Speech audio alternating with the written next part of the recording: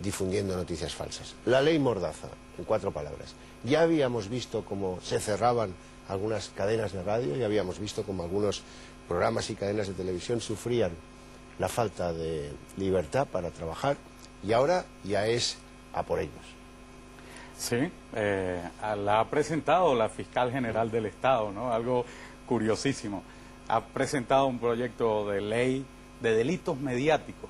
Ya existía en Venezuela la ley Mordaza, que obliga a los medios de comunicación a someterse a una especie de censura previa. Pero ahora es que se establece esta nueva ley, es una ley de carácter penal, establece sanciones de cárcel para editores, periodistas, personas que participen. Discúlpeme, hasta 4 años de cárcel para aquellos que difundan noticias que afecten a la salud mental y a la moral pública, sin explicitar quién va a determinar qué noticia es la que atenta a la salud mental o a la moral pública. A lo mejor prohíben el programa del presidente. Bueno, pues años.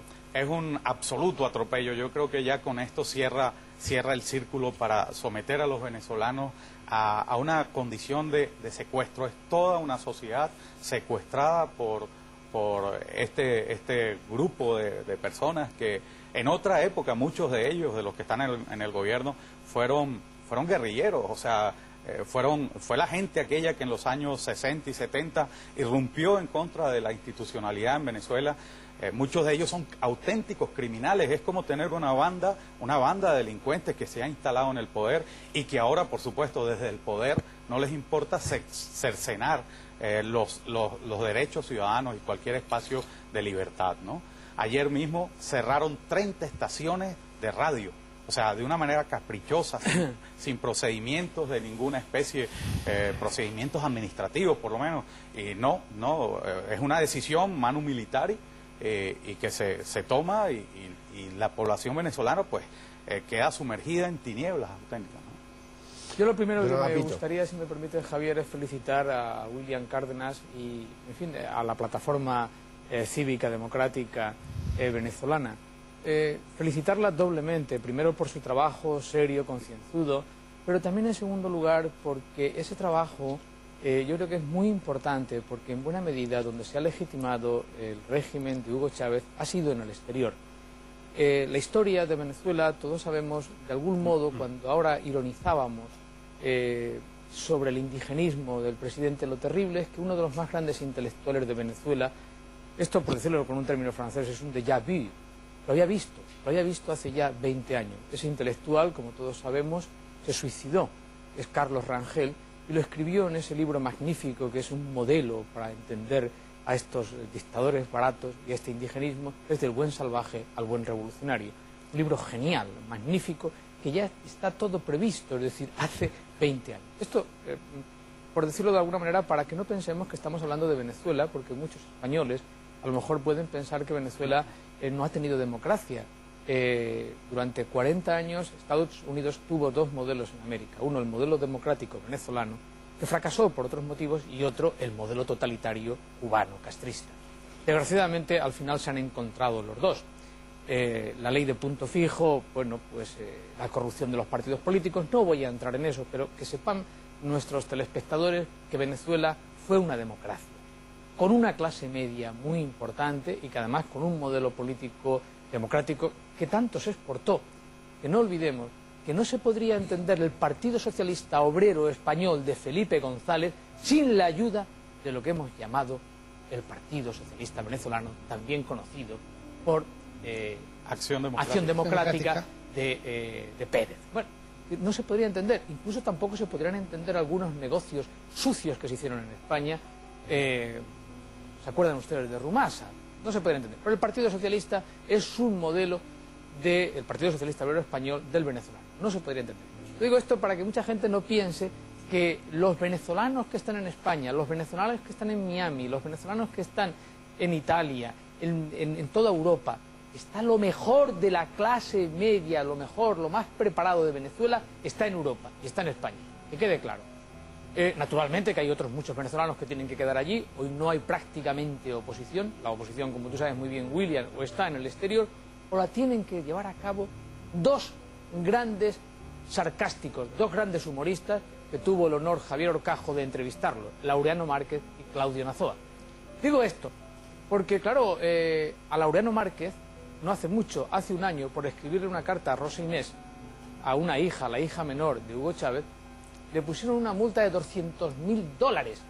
Pero todavía hay sociedad civil en Venezuela. Cuando la gente, el pueblo, se enteró de que a su gran cómico, a su gran humorista, uno de los más grandes intelectuales actuales de Venezuela, le ponían esa, la costearon en su cadena, en Globovisión, había dinero, incluso sobró. ¿Qué quiero decir con esto? Que la oposición a Hugo Chávez está en el exterior. Lo que queda todavía fuerza. Pero yo no veo cómo se puede canalizar, qué partido político podría canalizarlo hoy en Venezuela. Perdona, William, que te haga esta pregunta, que sé que es un poco exagerada, pero porque soy muy pesimista y quiero buscar mediaciones en Venezuela. Bueno, muchas gracias. Yo no veo. Muchas gracias, Agapito. Mira, yo estoy convencido, ¿no? Ya lo has dicho de una manera, lo has descrito perfectamente. En Venezuela hay un pueblo con una vocación de libertad y con una vocación de democracia. Ese pueblo sigue estando allí, aunque bueno, pues se haya visto forzado a tener que emigrar. Venezuela era un país, todo lo contrario, receptor de inmigraciones. Y hoy en día, bueno, pues los venezolanos han tenido que salir de Venezuela, pero hay una parte de la población que ha internalizado la libertad, que ha internalizado la democracia. Es esa gente que va y ve lo injusto que es el acto ese de ponerle una multa a Laureano Márquez porque hace una carta humorística a la hija de Chávez y va y paga la multa, y pagó la multa también de Globovisión. O sea, hay una base fundamental. Lo que ocurre es que no existe ahora mismo una oposición integrada, una oposición estructurada, pero yo sí tengo confianza en que eso se va a articular, ¿no? Yo les deseo que tengan mucha confianza, porque les va a hacer falta, porque esto también hace 4 años, 5 años, con todos los movimientos iba a conseguir y no se ha conseguido. El problema que tiene Venezuela con el bolivarismo de Hugo Chávez es un poco el que tenemos los vascos, ¿no? Que nuestra historia es impredecible, se escribe a medida de la necesidad para manipular. Y entonces ahí se ha tirado un indigenismo que es terriblemente peligroso y especialmente lesivo para los intereses españoles. Yo no entiendo la política de nuestro gobierno, es decir, Chávez es un golpista. Ganó unas elecciones, bien, le votan, sí. También había aquí en la época de Franco unas elecciones que se presentaba el tercio familiar, o como las de Irán, que tiene que el Consejo de la Revolución decir quién se presenta. Eso no es una democracia.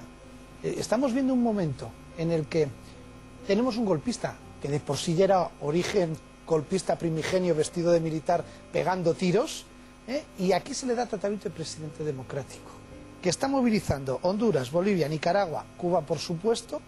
En Perú lo ha intentado con Ollanta Humala, un indigenista etnocacerista, Ecuador. Y todo ese movimiento es contra los intereses españoles.